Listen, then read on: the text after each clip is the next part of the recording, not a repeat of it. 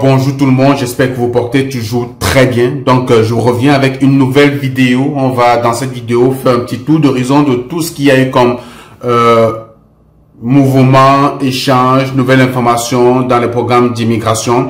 On va parler en quelque sorte du programme d'immigration du Québec. Vous le savez, j'ai sur ma chaîne YouTube une série de vidéos qui vous montrent comment immigrer au Québec dans le programme ARIMA.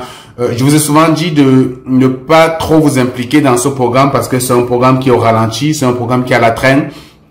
Mais je vous invitais quand même à jeter un coup d'œil de temps en temps et de multiplier vos chances. C'est-à-dire que même si vous faites l'entrée express, vous pouvez quand même faire le programme ARIMA, mais ça ne doit pas être votre programme de priorité parce que c'est un programme qui ne bouge pas beaucoup dans ce sens qu'il n'y a pas beaucoup d'extraction, il n'y a pas beaucoup d'invitations. Mais ça vaut la peine d'essayer quand même de faire une déclaration d'intérêt parce que ça ne vous coûte rien.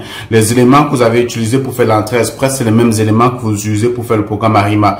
Donc, sans dépenses supplémentaires, vous pouvez quand même être dans le bassin. Et puis, vous vous dites simplement, si ça donne, c'est bon. Si ça ne donne pas, c'est pas grave. On s'y attendait. Donc, il y a eu des changements, des annonces dans ce programme-là. Le ministère ou bien la province du Québec a apporté quelques changements dans le programme. Question comme ça, comme ils le disent, d'arrimer la demande en immigration avec les besoins locaux du marché d'emploi. Il se passe pas un jour ici au Québec qu'on peut passer sans entendre parler de pénurie de main-d'œuvre. Ça touche vraiment tous les secteurs. Et donc, il y a peut-être une volonté du gouvernement ou de la province du Québec à aller chercher la main-d'œuvre étrangère. Du côté du fédéral, ça, on ne doute plus. C'est-à-dire, pour les personnes qui font l'entrée express, vous le savez, de toutes les autres provinces, excepté le Québec, on sait qu'ils ont toujours misé sur la main-d'œuvre étrangère pour renforcer l'économie post-pandémie. Donc, on va essayer de voir ça. C'est quoi les changements annoncés par le Québec? Est-ce que ça vaut la peine de quand même essayer ce programme? Vous le savez déjà, oui, ça vaut quand même la peine. Je vais vous montrer, il y a quand même des extractions qui se font de temps en temps au Québec. On va essayer de voir ça. Vous allez voir la condition pour laquelle toutes les personnes qui ont reçu une extraction sont passées. C'est-à-dire que vraiment l'élément commun à toutes ces personnes-là, ça va peut-être vous donner une idée de comment il faut faire si on souhaite avoir une chance d'être extrait dans le bassin ARIMA au Québec. Pour les personnes qui sont dans le bassin entrée express depuis longtemps, vous le savez tous, hein, ça fait pratiquement, je vais dire depuis janvier, qu'il n'y a pas eu d'extraction dans le bassin entrée express, du moins pour les personnes qui font le programme de travailleurs qualifiés. Hein. Donc, il n'y a pas eu d'extraction depuis. Les seules personnes qui ont été extraites, c'est des personnes qui ont une nomination de province. Donc, c'est toujours lié à la pandémie. De toutes les façons, les frontières sont fermées. On commence ici à vraiment pousser sur les vaccinations. Donc, il y a de fortes chances que les extractions reprennent. Je pourrais pas vous dire quand, mais c'est sûr et certain. Il y a au moins une certitude, c'est que l'immigration fédérale ne pourra pas s'arrêter. Donc, je sais que c'est beaucoup de perte de temps, c'est beaucoup d'argent aussi, des gens qui ont des examens qui vont expirer dans le bassin, des gens qui ont les tests de langue qui vont expirer. On n'avance pas dans nos projets dans nos différents pays parce qu'on se dit on a amorcé un programme d'immigration de toutes les phases à tout moment, les choses peuvent se décanter, on peut immigrer, mais on ne sait pas quand. Donc, c'est vraiment dû pour le mental, c'est dû également pour prendre des initiatives locales dans nos pays. Est-ce qu'on va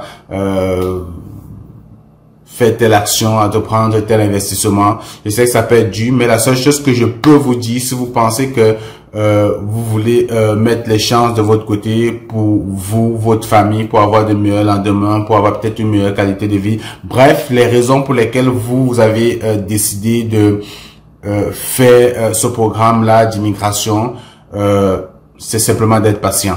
La seule chose que je peux vous dire, c'est d'être patient, d'attendre dans le bassin, de prendre votre mal en patience, de continuer à faire le nécessaire pour que votre profil, au moins dans le bassin, reste toujours à jour. Et si possible, essayez de refaire des examens de langue pour améliorer vos scores. Donc, soyez vraiment dans l'exercice, ne désespérez pas. J'aime toujours le dire, moi ça m'a pris 4 ans pour 4 ans de procédure pour immigrer au Canada, au Québec principalement. Puis je connais des gens qui ont fait 6 ans, 7 ans, 8 ans. Pendant que je faisais mon programme, je faisais également le programme d'un cousin à moi. Donc, je montais les dossiers, les deux dossiers en même temps, le mien pour le sien. Moi, j'ai immigré, puis lui, il m'a rejoint 3 ans plus tard. Donc, lui, ça lui a pris pratiquement 7 ans de procédure. Mais de toutes les façons, une fois arrivé ici, on est heureux parce que de toutes les façons, les raisons pour lesquelles on souhaitait immigrer, on se rend compte que on n'a pas fait de mauvais choix. Ça méritait d'être patient, d'attendre, de prendre le temps qu'il fallait. Donc, c'est tout le mal que je peux vous souhaiter également de votre côté. Voilà quoi. Donc pour la suite, on va continuer ça sur mon ordinateur. Je vais vous montrer quelques éléments, quelques mises à jour. Il y a des recrutements à venir.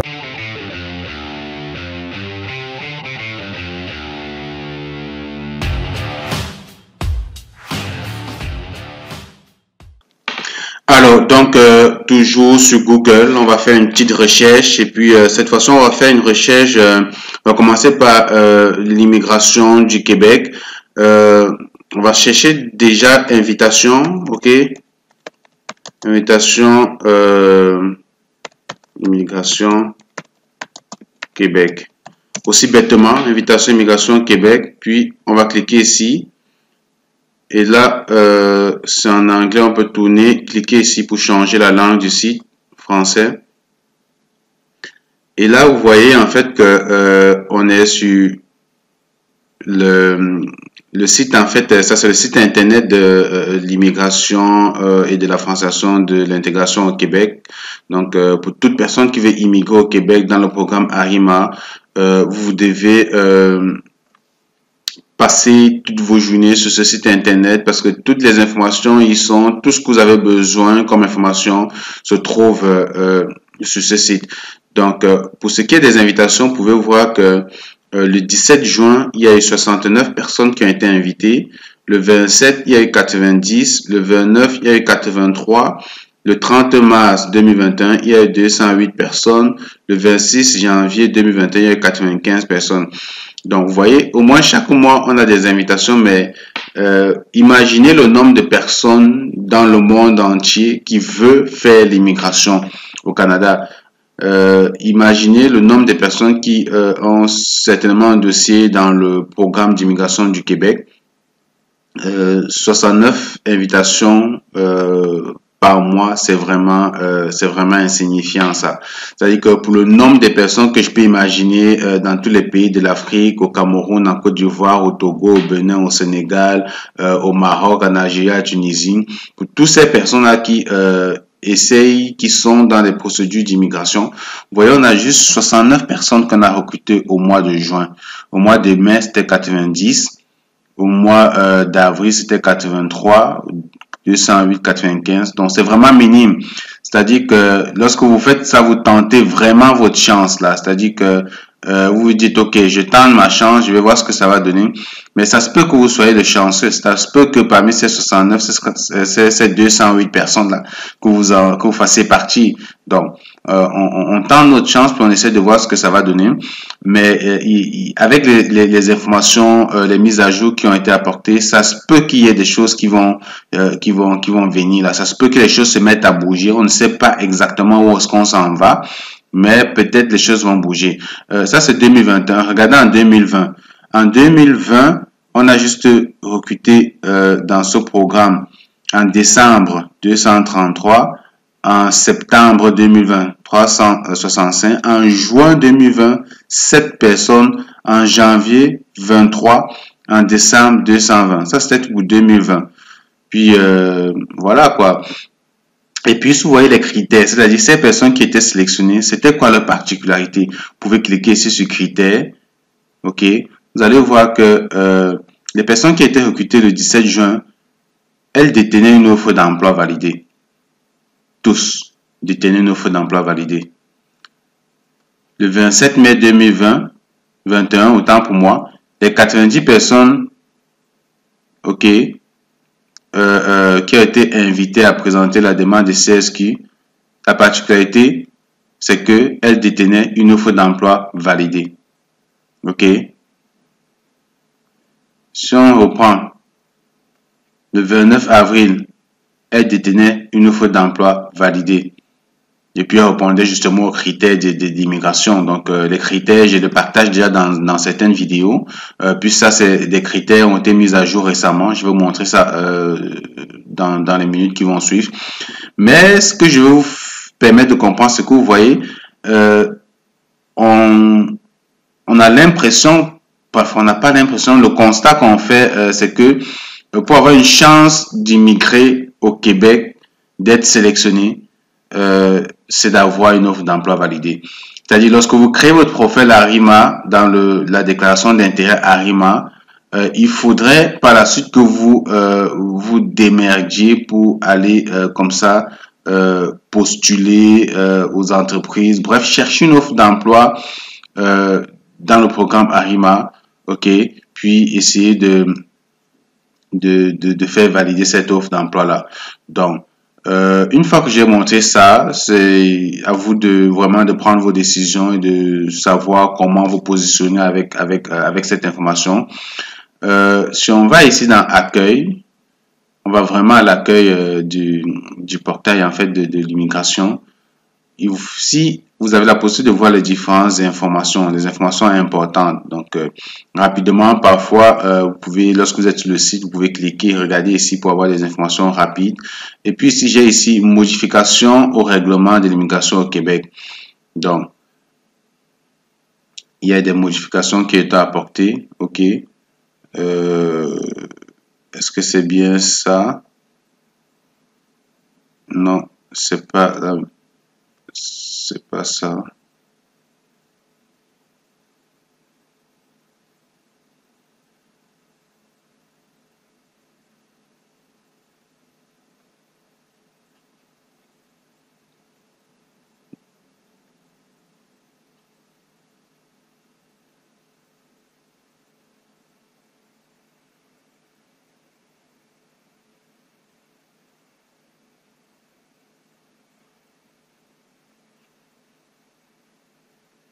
Non, c'est pas ça. On va cliquer ici, voir ARIMA.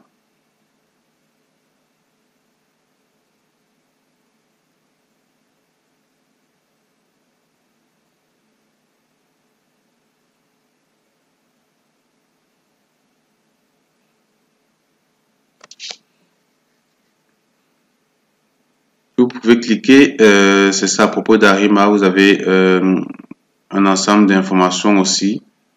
Un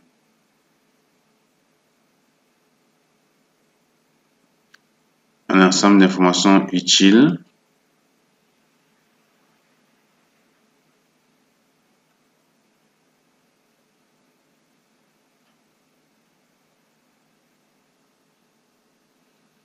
Donc, finalement, lorsque vous êtes ici à l'accueil, l'information, c'est ici, vous avez l'actualité en dessous de la page. Donc, on dit 22 juillet 2021, entrée en vigueur de l'exigence relative à la connaissance du français oral pour le conjoint de fait ou le pour inclus dans une demande de PEC. OK. Donc, ça ne nous concerne pas. Le 14 juillet, ici, il y a une nouvelle étape dans le déploiement du système de déclaration d'intérêt basé sur les critères d'invitation d'ARIMA. Donc, ça, c'est l'information dont je vous parlais tantôt. OK. Si on clique ici, on dit le 14 juillet, le ministère de l'Immigration, de la Francisation et de l'Immigration annonce tel que publié à la Gazette. OK. Aujourd'hui, une nouvelle étape dans le déploiement des systèmes de déclaration d'intérêt qui facilitera un meilleur arrimage entre l'immigration et les besoins du marché du travail québécois. Plus précisément, un classement préalable des personnes candidates à l'immigration selon le profil et acquis qui leur sont propres permettra d'optimiser l'utilisation de la banque des déclarations d'intérêt ARIMA. Donc, en fait, c'est toujours des informations dans le but d'arrimer, ok, de faire correspondre les besoins sur le marché du travail au Québec aux offres de candidats étrangers. Donc, si on clique ici sur le lien, on va faire ouvrir dans un nouvel onglet. Puis, on a la possibilité d'aller comme ça lire cet article, ok? Donc, c'est la nouvelle loi. Il y a plein d'informations là-dessus. Mais en résumé, en fait, ce qu'il faut comprendre, c'est des critères de sélection qui ont été mis à jour. Qu'est-ce que vous devez avoir comme information pour réussir en fait dans ce programme d'immigration là. Ça vous permet en fait de voir vos pointages, qu'est-ce qui vous donne plus de points, qu'est-ce qui vous donne moins de points, qu'est-ce qu'il faut faire de votre côté si vous voulez réussir à avoir une chance d'immigrer dans ce programme. Maintenant, la question que je me pose, c'est est-ce que le programme va vraiment se baser sur ces critères, c'est-à-dire toutes les personnes qui répondent à ces critères seront sélectionnées et invitées, ou alors est-ce que ça nécessitera qu'ils aient toujours une offre d'emploi validée telle qu'on le voit présentement.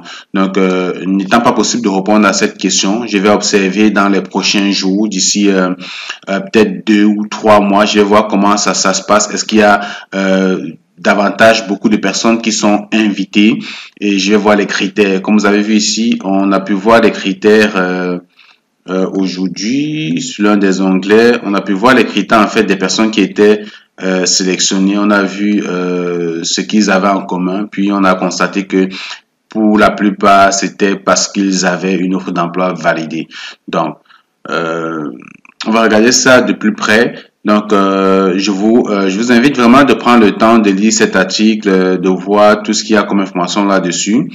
Et puis, je vais peut-être faire une prochaine vidéo dédiée d'ici 2 mois si je me rends compte que des personnes qui remplissent les conditions sont invitées sans avoir nécessairement besoin d'une offre d'emploi. Je vais faire une nouvelle vidéo là-dessus pour vraiment entrer dans les détails de tous ces énoncés-ci, puis pour donner une chance à chacun vraiment de remplir, de s'assurer qu'il remplit les conditions liées à la nouvelle loi en vigueur. Ok? Donc, ensuite de cela, il y a l'autre chose que je voulais partager avec vous, c'est les sessions d'information à venir. Ok? Vous savez, en général, on va toujours sur Google, hein, je vais taper session d'information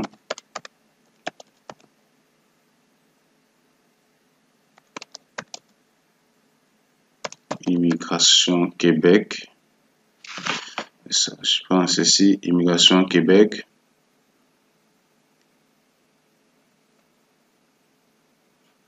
Donc, vous voyez ici, j'ai déjà partagé des vidéos sur les précédentes séances d'information pour le Québec. Donc, c'est pratiquement les mêmes choses. Donc, il y a actuellement des sessions d'information pour certains pays. Donc, le ministère de l'Information, de la Francisation et de l'Intégration organise des sessions d'information sur la vie, le travail et la procédure d'immigration au Québec. Ces séances sont gratuites et s'adressent aux personnes qui envisagent d'immigrer ou de séjourner au Québec. Elles sont données en plusieurs langues par un conseil ou un conseiller du ministre. Ok? Donc, vous avez besoin d'un ordinateur, d'une tablette ou d'un téléphone avec connexion Internet haut débit. Les inscriptions, pour s'inscrire, cliquez sur la colonne inscription du calendrier sur le bouton qui correspond à la session d'information qui vous intéresse. Donc, si on va plus bas, vous voyez, il y a des sessions d'information pour l'Europe. Lorsqu'on parle de l'Europe, particulièrement ici en Belgique, par exemple, on a cette session du 31 août à 14 h et puis il y a encore 485 places de disponibles. 483 places de disponibles ici. Donc, vous avez les différentes sessions en Belgique. Puis ici, c'est Europe. Donc, si vous êtes en Europe, donc vous pouvez vous inscrire ici à l'une de ces sessions d'information. Il y a encore des disponibilités. Donc, ici, c'est une session qui concerne la France et la Belgique seulement. Donc, elle a lieu à 18 h, ok, le 24 août. Puis, si on descend plus bas, on a les séances d'information en Afrique. Donc, en Afrique, on a l'île Maurice et Madagascar seulement. Donc, c'est le 24 août 2021 à 15 h. Donc, les places disponibles, on a encore 98 places disponibles. Donc, si vous êtes un résident de l'île Maurice, ok, vous pouvez vous inscrire à cette session d'information, cette séance d'information. Il y a une autre séance d'information à 15 h le 13 novembre. Octobre, autant pour moi. il y a encore 406 places disponibles. Puis en Algérie seulement, ça c'est complet. Donc si vous êtes en Algérie, vous pouvez plus vous inscrire parce que malheureusement c'est complété. Puis le Maroc, vous avez 294 places encore de disponibles pour la séance d'information du 8 septembre. Et la Tunisie, également le 8 septembre, il y a encore 298 places de disponibles. Donc, voilà les différentes séances d'information. Donc, si vous êtes intéressé, je suppose que je suis au Maroc et que je suis intéressé par cette séance d'information, il suffit de cliquer sur inscription. Ça va vous ouvrir un nouvel onglet. Puis l'inscription, il n'y a vraiment rien de compliqué. Vous allez simplement renseigner votre nom, prénom, mettez votre adresse courriel, votre pays de résidence actuel. Est-ce que vous êtes un homme, une femme, un âge? Donc, vous répondez simplement au formulaire. Puis, vous allez recevoir un email, ok? Par quel moyen avez-vous entendu parler de ceci? Donc, ça peut être un ami, des informations sur Internet. Vous pouvez dire médias sociaux, Facebook, YouTube, bref. Répondez au formulaire, puis envoyez votre inscription. Vous allez recevoir par email les détails sur le lien pour se connecter, participer à la session d'information. Donc, rien d'autant plus compliqué. Donc, voilà ça. Si vous ne remplissez pas les conditions, peut-être vous connaissez quelqu'un qui remplit les conditions, qui est dans l'un de ces pays, juste partagez l'information avec lui. Et puis, voilà, il va participer à son information, puis il va savoir ce qu'il y a lieu de faire pour la suite, pour immigrer. Ça se peut que dans cette séance d'information, qu'on vous présente les profils en recherche, les profils en demande, ça se peut qu'on vous dise qu'on a besoin des infirmiers, puis ou des soudeurs, autant de choses, et qu'on vous dise comment élaborer votre dossier pour la suite des événements. Donc, une fois qu'on a parlé de ça, on va aller toujours sur Google. On va faire une nouvelle recherche ici qu'on va appeler maintenant séance d'information Nouveau-Brunswick. Donc, séance d'information Nouveau-Brunswick, événement recrutement. Donc, on va cliquer ici, Nouveau-Brunswick. Puis, on va directement atterrir sur cette page-ci qui nous souhaite une bienvenue. Donc, il n'existe aucun lien entre Nouveau-Brunswick au fin de voler en train express. Donc, de toutes les façons, ce que vous voulez que je vous savoir, ce que j'aimerais partager avec vous, c'est que on a ça, cet événement été 2021, une mission de recrutement virtuel de Nouveau-Brunswick pour les soudeurs, mécaniciens et mécaniciens de chantier et machinistes. Donc, si ce sont des professions qui vous parlent, alors peut-être voilà l'occasion pour vous d'avoir une chance en fait d'immigrer dans cette province du Nouveau-Brunswick, qui est une province bilingue du Canada, la seule province bilingue d'ailleurs du Canada où on parle français et anglais. Donc, la chose que vous allez faire, c'est cliquer ici sur Sign Up pour vous enregistrer. Donc, lorsque vous allez cliquer sur Sign Up, on va vous dire c'est une fois virtuelle de l'immigration au Nouveau-Brunswick. Donc, on fait un appel à tous les soudeurs, mécaniciens et machinistes. Donc, nous sommes intéressés à en avoir plus sur vous et nous vous invitons à soumettre votre profil. L'inscription est ouverte pour les métiers spécialités suivants. Donc, voilà les différents métiers. Donc, si vous cliquez ici, ça c'est les codes CNP. Lorsque vous cliquez sur un code CNP, ça vous permet de voir en fait si le profil du poste ici correspond vraiment à ce que vous avez comme expérience.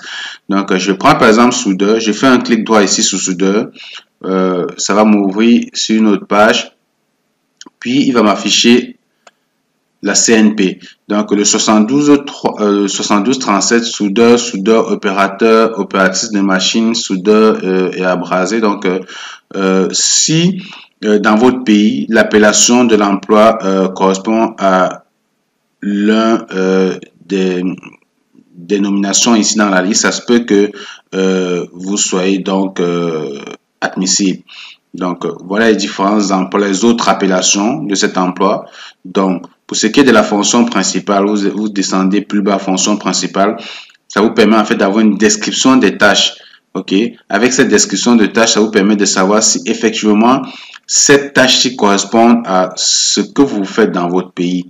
Ok, Est-ce que ça correspond vraiment au travail que vous faites? Est-ce que vous vous reconnaissez dans cette description de tâche? Si c'est le cas, alors vous pouvez simplement vous inscrire à cette session d'information, constituer votre dossier, puis participer. Donc, c'est peut-être une chance pour vous d'avoir une porte d'entrée au Canada. Ne la manquez pas, saisissez l'opportunité. Donc, voilà, donc une fois que j'avais dit ça, donc c'est vraiment la même chose que vous avez fait. Si vous êtes plutôt machiniste ou mécanicien, vous faites un clic droit, puis vous allez voir en fait plus en détail la CNP. Donc, avant de commencer la procédure d'inscription, veuillez lire attentivement ce qui suit. Donc, le formulaire d'inscription comporte 4 pages. Donc, ici, c'est un formulaire qui comporte 4 pages. C'est juste pour vous dire, lorsque vous allez cliquer sur suivant, jusqu'à la dernière page, rassurez-vous que vous avez renseigné toutes les informations dans les 4 pages. Et voilà quoi. Aussi, c'est simplement de remplir le formulaire pour vous inscrire. Donc, mettez votre prénom, votre nom, votre courriel. Vous confirmez votre courriel. Vous cochez ici pour activer en fait, pour accepter accepter les conditions. En fait, on va le dire comme ça. Vous cliquez également ici, puis vous faites sur suivant. Vous avez fait suivant, ça vous amène à la deuxième page, ensuite de suite troisième, quatrième page, jusqu'à la fin. OK? Mais il est important avant de commencer de renseigner les informations, vous assurez que vous avez les éléments suivants. Donc, vous avez 6 éléments ici qui sont listés, que vous les avez soit en PDF, soit en JPEG dans votre ordinateur parce que vous aurez besoin de les téléverser à chaque fois. Donc, vous devez avoir la page de votre passeport actuel qui affiche votre photo. Donc, vraiment la page de données de votre passeport, vous devez le scanner et avoir une version numérique dans votre ordinateur. Si vous êtes dans un pays étranger, c'est-à-dire un pays qui n'est pas votre pays de résidence ou bien votre pays de citoyenneté, vous devez avoir un visa de votre passeport actuel, ok, de montrer en fait le visa qui est dans votre passeport qui justifie votre présence dans ce pays-là. Donc, cela veut dire quoi? Si vous êtes en situation irrégulière dans un pays, l'un des pays, bref, dans un pays, alors malheureusement, vous pouvez pas participer à ce programme, à moins que vous retournez dans votre pays de citoyenneté. Donc, les résultats de votre test linguistique. Donc, c'est obligatoire si vous avez passé un test linguistique. Donc, si vous indiquez que vous avez passé un test linguistique, alors il faut fournir les résultats de votre test linguistique. Votre rapport d'évaluation de diplôme d'études obligatoire si vous demandez une telle évaluation. Si vous avez demandé une telle évaluation, donc il faut votre évaluation WES, qu'on appelle généralement l'évaluation WES. C'est simplement un organisme, mais ça peut également se faire par ICAS. Vos CV, ça c'est facultatif. Le curriculum vitae, donc le CV également de votre conjoint, le cas échéant. Donc, si on résume, vous avez besoin d'un passeport. Si vous êtes dans un pays étranger, vous avez besoin de démontrer que vous avez le visa pour résider dans ce pays-là. Vous avez besoin de présenter les tests linguistiques pour les tests linguistiques de français ou d'anglais si vous les avez passés. Également, vous avez besoin de présenter votre rapport d'évaluation des diplômes d'études. Donc, pour la suite, c'est vraiment de remplir le formulaire. Vous faites suivant jusqu'à la fin. Puis voilà quoi. C'est très important de rester toujours connecté aux différentes sessions d'information. Abonnez-vous sur les pages des différentes provinces d'immigration, l'Ontario, la Saskatchewan, le Nouveau-Brunswick. Surtout le Nouveau-Brunswick parce que c'est une province qui est vraiment très dynamique en matière d'immigration, qui offre beaucoup de séances d'information. En général, les séances d'information des provinces du Nouveau-Brunswick ou de l'Ontario, le plus souvent, vous pouvez les utiliser pour faire une déclaration d'intérêt directement à la province lorsque vous êtes dans le bassin Entrée Express. Donc, ça vaut la peine, mais ici, c'est vraiment une séance d'information très ciblée pour un type de profil en recherche, en pénurie, certainement dans la province.